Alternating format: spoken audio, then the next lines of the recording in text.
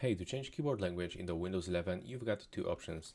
The first one, if you have this language shortcut on your taskbar, you can quickly click on it with the left mouse button and switch between the available languages. But if for some reason you don't have it right here, you will have to navigate into the Start on the taskbar, then go to the Settings. Now on the left side, you will have to select Time and the Language, and you will have to go for the typing. Now from here, enter for the Advanced Keyboard Settings, and click just right here to pick this second language.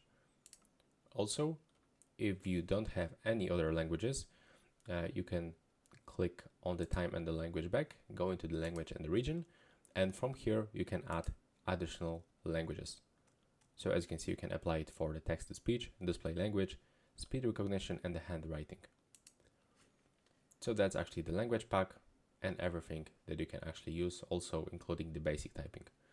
So that's all right now. Please subscribe to my channel and see you in the next one.